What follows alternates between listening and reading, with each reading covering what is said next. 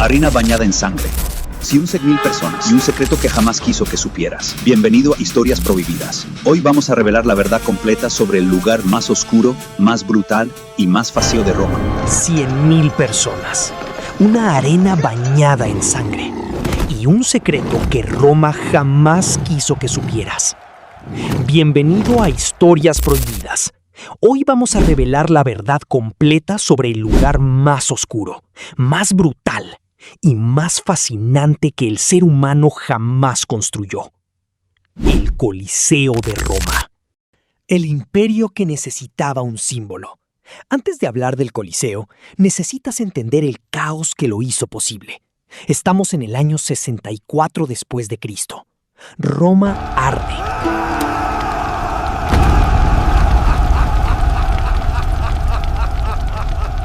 Durante 9 días enteros, el fuego devora la ciudad más poderosa del mundo conocido. El gran incendio de Roma destruye todo a su paso. Templos, mercados, miles de hogares. Y el pueblo romano señala a un solo culpable, el emperador Nerón. Nerón, ese hombre grotesco y egocéntrico que la historia recuerda como uno de los peores tiranos que jamás existió, aprovecha la catástrofe de una manera que te dejará sin palabras. Mientras Roma arde, en lugar de reconstruirla para su pueblo, ordena levantar sobre las cenizas un palacio monstruoso solo para él, la Domus Aurea, la Casa Dorada. Y aquí viene algo que cambia todo. ¡Qué rico baño! Así disfruto la vida. Dentro de esa Casa Dorada, Nerón manda construir un lago artificial, un lago privado rodeado de jardines de lujo, en el corazón de una ciudad donde la gente no tenía dónde vivir. El pueblo romano lo odia, el Senado lo odia, el ejército lo odia. En el año 68, Nerón es declarado enemigo público y huye. Antes de ser capturado, se suicida, con apenas 30 años. Y entonces llega él, Vespasiano, un general curtido en 1000 batallas, nacido en una familia humilde. El hombre que entiende que Roma necesita un gesto poderoso, un símbolo que borre para siempre el recuerdo de Nerón. Y tiene el lugar perfecto. Ese lago artificial de Nerón, ese símbolo de la arrogancia del tirano, va a desaparecer. Y en su lugar, Roma va a tener algo que nunca antes había existido en la historia de la humanidad. Algo que no sería para el emperador, algo que sería para todos. El regalo más colosal jamás dado a un pueblo entero. Pero espera, porque antes de que te cuente cómo se construyó, necesito que sepas algo que los libros de historia casi nunca mencionan: el secreto más oscuro de su construcción. ¿Cómo financia Vespasiano la obra más cara de la historia del Imperio Romano? Lo vas a descubrir en un momento. Sigue con nosotros en Historias Prohibidas. Si te está gustando esta historia, suscríbete al canal y dale un like. El año 70 después de Cristo, el general romano Tito, hijo de Vespasiano, acaba de destruir Jerusalén. El templo de Salomón, la joya sagrada del pueblo judío, es saqueado hasta los cimientos. Sus tesoros son enviados a Roma en barcos, y decenas de miles de prisioneros judíos son capturados. Estos prisioneros, entre 60.000 y 100.000 seres humanos según los historiadores, son enviados a Roma con una misión: construir el Coliseo. Así que la próxima vez que alguien te hable de la grandeza del Imperio Romano, recuerda esto: el monumento más famoso de Roma fue construido por esclavos, con dinero robado de un templo sagrado. El año 72 después de Cristo, las obras comienzan en el lugar exacto donde estaba el lago de Nerón. Vespasiano ordena drenar el lago y sentar los cimientos de lo que él llama el Anfiteatro Flavio. ¿Y qué cimientos? Los ingenieros romanos excavan hasta 6 metros de profundidad en el suelo de Roma. Vierten una mezcla de hormigón romano, la fórmula más resistente que el mundo antiguo jamás conoció. Y sobre esa base construyen una plataforma elíptica de tamaño descomunal. Las cifras que te van a dejar sin aliento. Escucha bien esto, porque aquí, en Historias Prohibidas, nos gusta que entiendas la escala real de lo que estamos hablando. 189 metros de largo, 156 metros de ancho, 48 metros de altura, equivalente a un edificio de 15 pisos moderno. Todo esto sin grúas, sin hormigoneras, sin maquinaria eléctrica, solo con ingeniería romana, madera, cuerdas y miles de cuerpos humanos. Se utilizan 100.000 metros cúbicos de travertino, una piedra caliza extraída de canteras a 30 kilómetros de Roma. Para transportarla, construyen una carretera especial. Además, hormigón romano, ladrillo cocido, madera de roble y pino, mármol de las mejores canteras del imperio y una aleación de bronce para los 300 ganchos metálicos que unen los bloques de piedra. Hoy, esos ganchos de bronce ya no existen. En la Edad Media los saquearon todos para fundir metales. Los agujeros que dejaron son esas marcas misteriosas que ves en las paredes del Coliseo cuando lo visitas. 8 años de trabajo continuo, en turnos que no se detienen ni de noche. Y en el año 79, cuando falta solo el último piso para terminar, el que ha ordenado todo esto muere. Vespasiano fallece sin ver su obra terminada. Pero su hijo Tito la completa, y lo que hace a continuación va a quedar grabado en la historia para siempre. La tecnología que adelantó 2000 años. Pero antes de llegar a la inauguración, necesitas entender algo que los arquitectos modernos estudian con asombro hasta el día de hoy. El Coliseo no es solo grande, es inteligente. Tiene 80 entradas numeradas, como las de un estadio moderno. Cada entrada lleva a un pasillo específico, que lleva a una escalera específica, que lleva a un sector específico de las gradas. Los ingenieros calcularon que 50.000 personas podían entrar y salir del edificio en menos de 15 minutos. ¿Un estadio moderno de fútbol puede hacer eso hoy? Muchos no. Debajo de las gradas hay un sistema de 80 arcos de medio punto distribuidos en 3 niveles que funcionan como una estructura de soporte que distribuye el peso de manera tan eficiente que el edificio lleva 2000 años en pie después de terremotos, guerras, saqueos y el paso del tiempo. Y luego está el hipogeo, los sótanos. Debajo de la arena, Domiciano, el hijo menor de Vespasiano, ordenó construir un laberinto subterráneo de pasillos, jaulas, mecanismos y tramillas. Un mundo secreto que el público nunca veía, pero que hacía posible toda la magia que ocurría arriba. Imagina esto. Una tramilla se abre en el centro de la arena, y de repente un león africano aparece en medio del ruedo, rugiendo, mientras 50.000 personas enloquecen en las gradas. Eso era el Coliseo, una máquina perfecta del espectáculo. Pero nada te prepara para lo que pasó el día de su inauguración. Hoy es el día de la inauguración del Coliseo y habrá festividad, luchadores y leones hambrientos, será todo un espectáculo. El año 80 después de Cristo. El Imperio Romano está en su máximo esplendor. Roma es la capital del mundo. Y el emperador Tito decide que la apertura del Coliseo no será un evento, será una leyenda. Anuncia 100 días de juegos gratuitos para todo el pueblo romano. 100 días, y gratis para todos, desde britanos hasta egipcios, desde tracios hasta árabes. Gente de todos los rincones del imperio viaja a Roma para presenciar lo que el poeta marcial describe como el espectáculo más grandioso que ningún rey extranjero había ofrecido jamás. El día comienza antes del amanecer. La noche anterior al primer día de juegos, la ciudad de Roma no duerme. Fuera del Coliseo, miles de personas hacen fila para recoger sus entradas gratuitas, repartidas en tablillas de madera con el número de su sector y asiento. Mientras tanto, en las catacumbas del hipogeo, los esclavos trabajan en la oscuridad. Jaulas con fieras salvajes son empujadas desde los vivaria, los parques donde se custodian los animales, hasta los ascensores del sótano. Leones del Atlas, osos de Germania, leopardos de África, rinocerontes, jirafas, elefantes, cocodrilos del Nilo, animales que la mayoría del pueblo romano nunca había visto en su vida. Y en algún lugar de la ciudad, los gladiadores celebran la Cena Libera, la última cena pública, donde cualquier ciudadano puede verlos en persona. Sus caras están en las paredes de Roma, impintadas que funcionan como carteles de publicidad. Son los atletas, los ídolos, las estrellas de rock de la antigua Roma. La jerarquía en las gradas. A primera hora de la mañana, el Coliseo se llena, pero no de cualquier manera. El Coliseo es una radiografía perfecta de la sociedad romana. En el nivel más bajo, junto a la arena, el palco del emperador, su familia y los senadores. La mejor vista, la más cercana a la sangre. Porque en Roma la cercanía al peligro era sinónimo de poder. En el segundo nivel, los caballeros y nobles.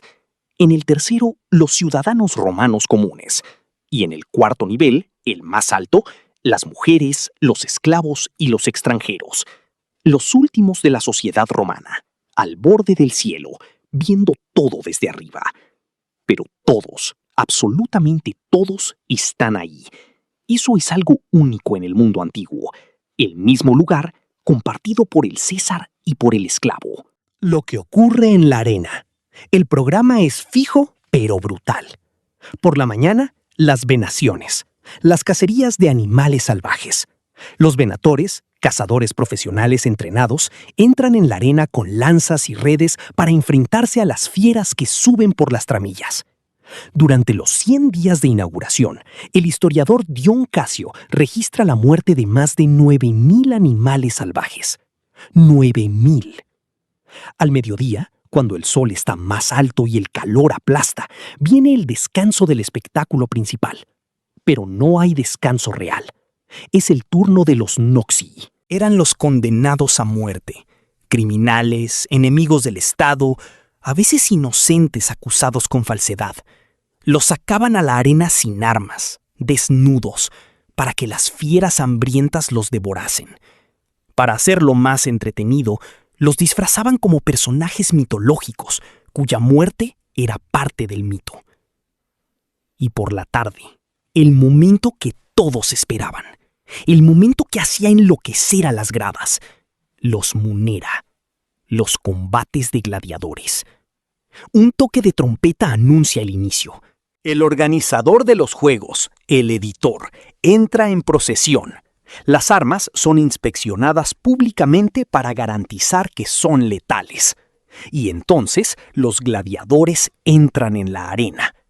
El rugido del público es tan ensordecedor que Séneca, el filósofo estoico, escribe que evitaba el Coliseo porque el ruido destruía cualquier posibilidad de pensamiento racional.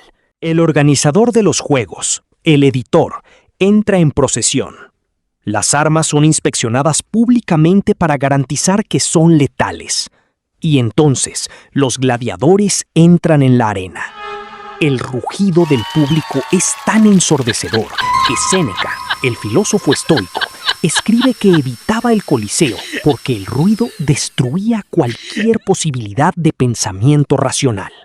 Los gladiadores, los hombres que conquistaron Roma. ¿Quiénes eran los gladiadores? Aquí en Historias Prohibidas vamos a contarte algo que el cine de Hollywood distorsionó completamente. No todos eran esclavos arrastrados a morir contra su voluntad. Sí, muchos lo eran. Prisioneros de guerra, criminales condenados, esclavos sin valor económico.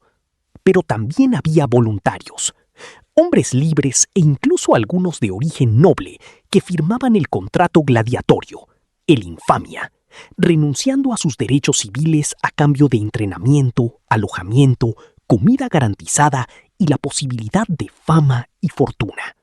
Los gladiadores vivían en los ludi, las escuelas de gladiadores, bajo una disciplina de hierro.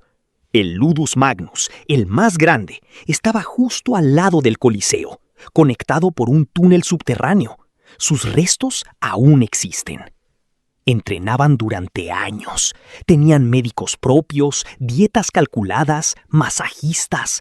El Estado romano invertía dinero en ellos, porque un gladiador muerto representaba una pérdida económica enorme para su dueño. Sorprendentemente, los combates no siempre terminaban en muerte. Los análisis modernos de restos funerarios de gladiadores muestran que la mayoría sobrevivía a numerosos combates. La muerte era el final dramático, el gran espectáculo, pero no la norma de cada pelea. Existían diferentes tipos de gladiadores, y nunca peleaban dos del mismo tipo entre sí. El secutor, con su casco cerrado y espada corta, contra el retiarius, que usaba una red y un tridente. El mirmillón, con su enorme escudo rectangular, contra el tracio, con su escudo redondo y su daga curva. Era un sistema de combate casi como el ajedrez. Cada tipo tenía ventajas y desventajas diseñadas para crear tensión y espectáculo. El momento más tenso de cada combate llegaba cuando uno de los dos caía herido y ya no podía continuar. ¡Y que gane el mejor! Si te está gustando esta historia, suscríbete al canal y dale un like. Levantaba el dedo índice, la señal de rendición, y miraba hacia el palco del editor. Y entonces el público decidía. Si la mayoría agitaba sus pañuelos y gritaba «Misio», se pedía clemencia.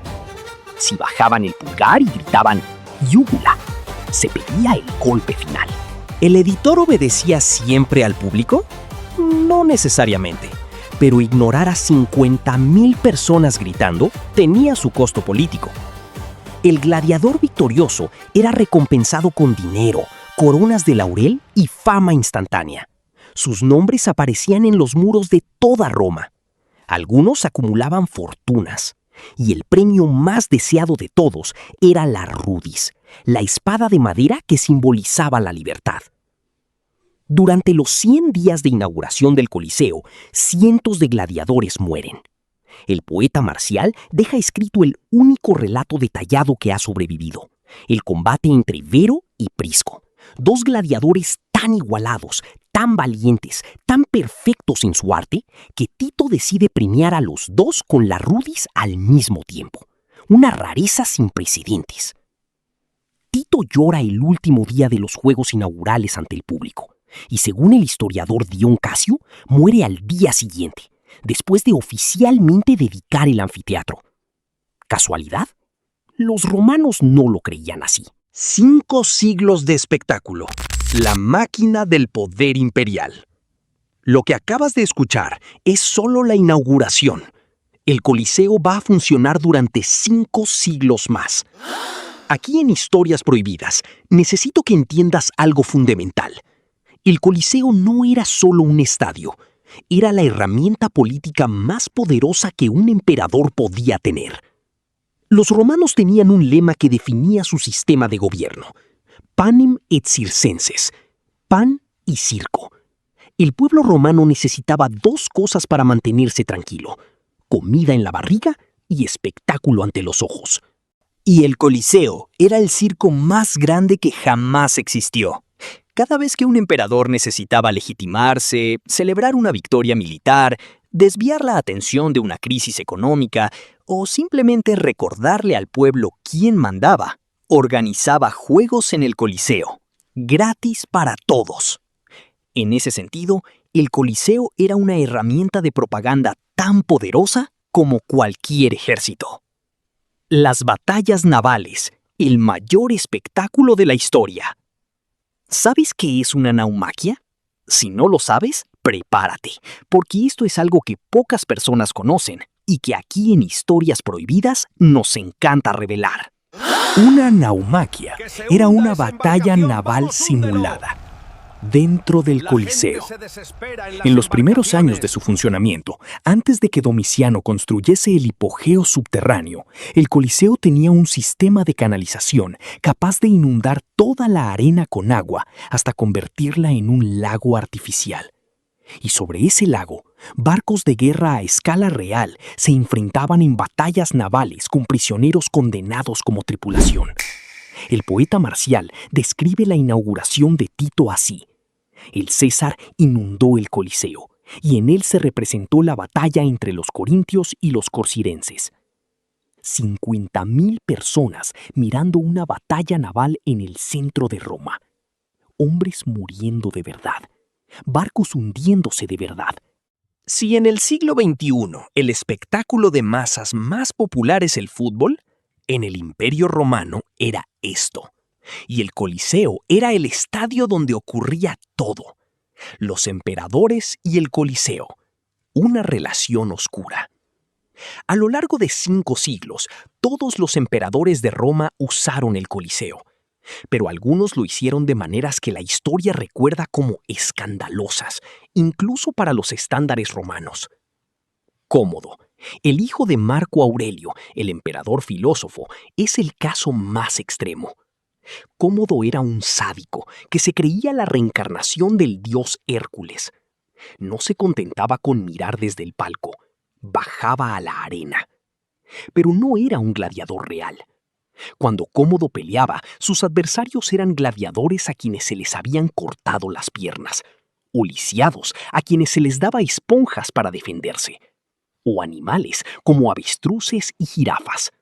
Una vez, según el historiador Dion Casio, Cómodo decapitó avestruces en la arena y luego se paseó frente a los senadores sosteniendo la cabeza cortada del ave y una espada ensangrentada, mirándolos con una sonrisa que decía claramente: «Yo podría hacer esto con vosotros».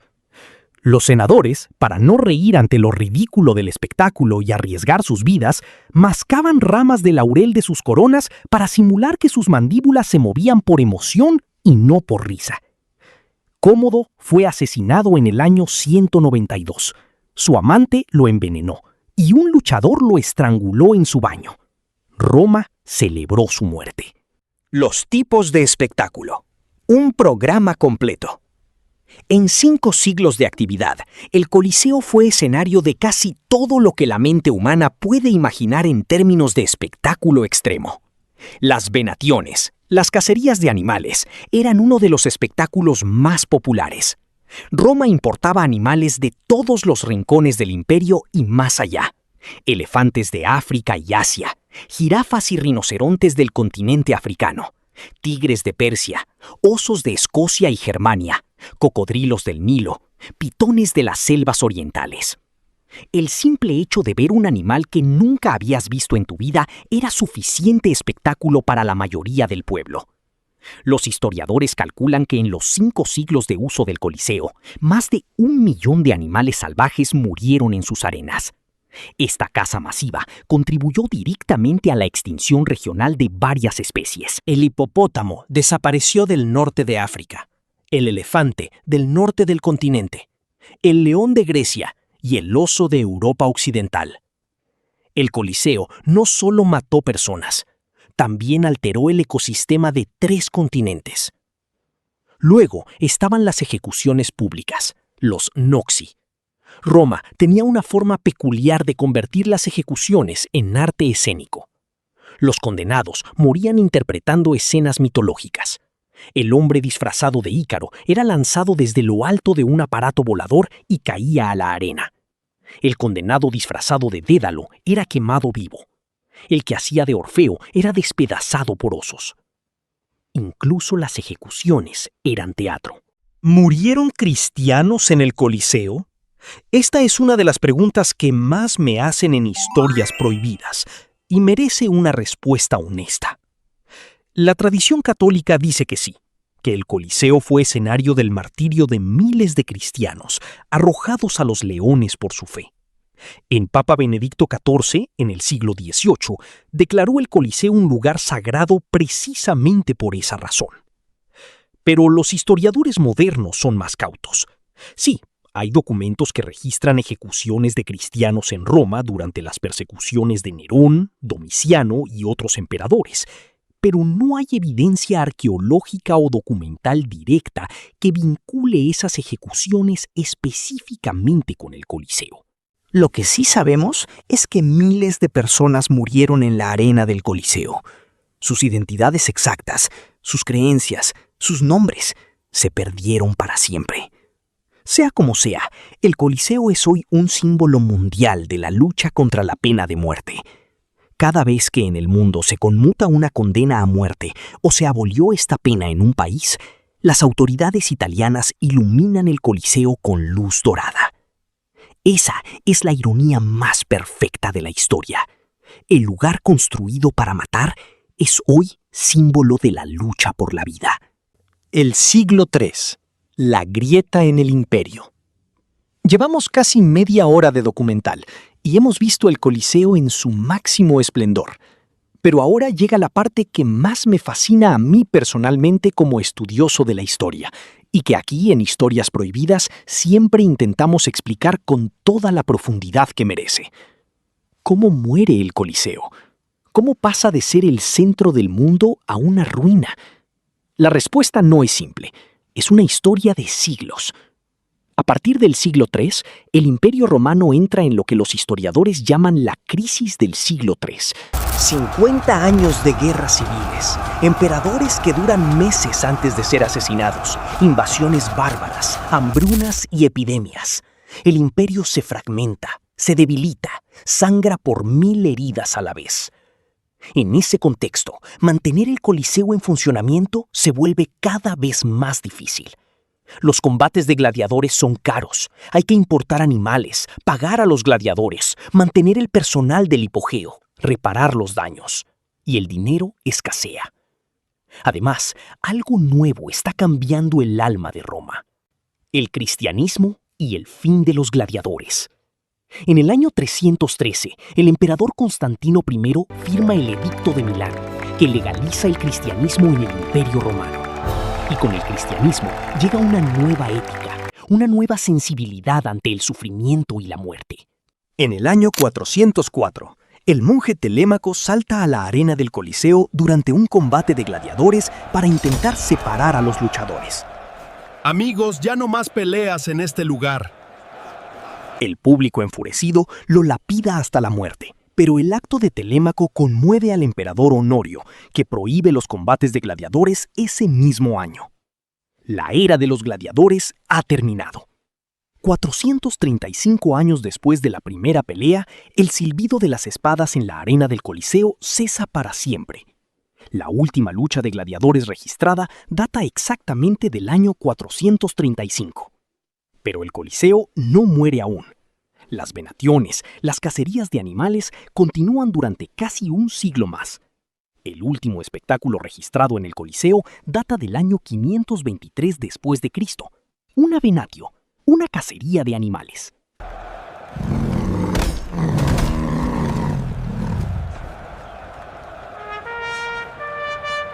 Continúan durante casi un siglo más. El último espectáculo registrado en el Coliseo data del año 523 después de Cristo. Una venatio, una cacería de animales. 47 años después de la caída oficial del Imperio Romano de Occidente en el año 476. Y entonces, el silencio. La Edad Media. El Coliseo sin Roma. Con el imperio caído y los espectáculos terminados, el Coliseo queda huérfano. Ya nadie sabe exactamente qué hacer con él. Durante el siglo VI y VII, los arcos exteriores se convierten en viviendas improvisadas y tiendas. El nivel inferior de la arena se transforma en un cementerio. Monjes construyen una pequeña capilla en su interior. El pueblo llano usa las enormes bóvedas como almacén, granero, taller. En el siglo IX, 2 terremotos sacuden Roma con violencia. Partes enteras del Coliseo se derrumban. El lado sur, el más expuesto a las fuerzas sísmicas, pierde grandes secciones de su fachada exterior. Las piedras caídas quedan allí, en el suelo, durante generaciones. Y entonces llega algo peor que los terremotos: los humanos. El gran saqueo, el crimen histórico más grande de Roma. Aquí en Historias Prohibidas tenemos que hablar de algo que me produce una rabia enorme cada vez que lo pienso. Durante la Edad Media, el Coliseo se convierte en cantera. No metafóricamente, literalmente. Los bloques de travertino, el mármol que cubría las paredes, las estatuas que decoraban los arcos, los 300 ganchos de bronce que unían las piedras, todo es arrancado, robado, fundido, reutilizado para construir otras cosas. ¿Qué cosas? Entre otras, partes del Palacio Venecia, construido en el siglo XV en Roma. Y lo más irónico de todo, algunas de las piedras del Coliseo terminan en la construcción de la Basílica de San Pedro en el Vaticano. Sí, las piedras del lugar donde posiblemente murieron mártires cristianos terminaron siendo usadas para construir la iglesia más importante del mundo cristiano. A inicios del siglo XIII, la poderosa familia Frangipani compra el Coliseo al Papa y lo convierte en una fortaleza privada. Lo usan literalmente como castillo, con torres de defensa construidas sobre los arcos. El Coliseo, que fue construido para entretener a las masas, se convierte en una herramienta de guerra privada. En 1349, un terremoto devastador hace colapsar el lado sur del Coliseo. Las piedras caídas son inmediatamente reutilizadas para construir casas y palacios en el resto de Roma. Si te está gustando esta historia, suscríbete al canal y dale un like.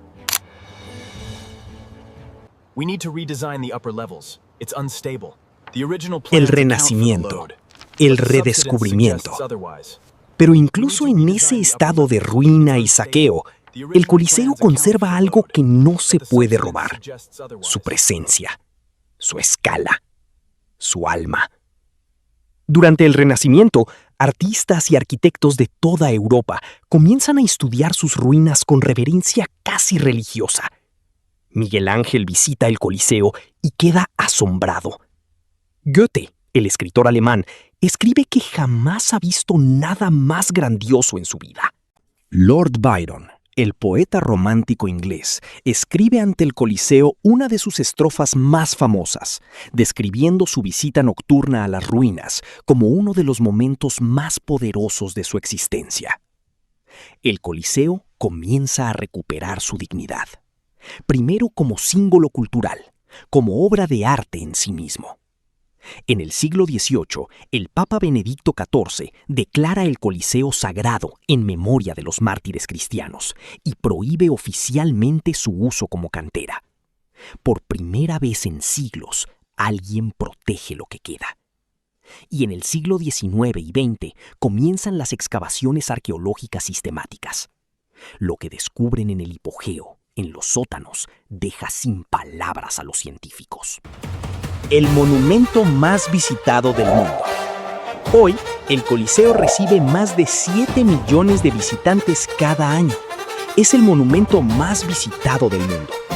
En 2007 fue elegido una de las 7 maravillas del mundo moderno.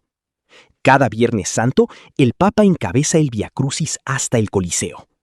Y como te dije antes, cada vez que en el mundo se abolió la pena de muerte o se conmuta una ejecución, el Coliseo se ilumina de dorado. El lugar más brutal de la historia se convirtió en el símbolo más poderoso de la esperanza. ¿Qué nos dice el Coliseo sobre nosotros? Pero yo quiero que te lleves algo más de este documental de historias prohibidas, algo que va más allá de las fechas y los datos. El Coliseo nos habla de nosotros, de lo que los seres humanos somos capaces de construir, de la grandeza técnica que podemos alcanzar, pero también de las sombras que acompañan siempre a esa grandeza. Roma construyó el monumento más impresionante de la historia antigua, y lo usó para hacer que el sufrimiento ajeno fuese entretenimiento. Lo usó para controlar a las masas con sangre y espectáculo. Lo usó para que el pueblo nunca tuviese tiempo de preguntarse si las cosas podían ser de otra manera. ¿Qué nos dice el Coliseo sobre nosotros? Pero yo quiero que te lleves algo más de este documental de historias prohibidas, algo que va más allá de las fechas y los datos. El Coliseo nos habla de nosotros, de lo que los seres humanos somos capaces de construir, de la grandeza técnica que podemos alcanzar, pero también de las sombras que acompañan siempre a esa grandeza. Roma construyó el monumento más impresionante de la historia antigua, y lo usó para hacer que el sufrimiento ajeno fuese entretenimiento. Lo usó para controlar a las masas con sangre y espectáculo. Lo usó para que el pueblo nunca tuviese tiempo de preguntarse si las cosas podían ser de otra manera. Fin del documental. Esto ha sido Historias Prohibidas. Si este documental te ha sacudido, si te ha hecho pensar, si has aprendido algo que no sabías, ese es exactamente el objetivo de este canal. Suscríbete si aún no lo has hecho. Activa la campanita y cuéntame en los comentarios, ¿cuál fue el dato que más te sorprendió? ¿El saqueo de Jerusalén para financiar su construcción? ¿Las batallas navales dentro del Coliseo? ¿El monje que saltó a la arena? Y recuerda siempre, la historia no son fechas, son personas, son decisiones, son consecuencias que llegan hasta hoy. Hasta el próximo episodio de Historias Prohibidas.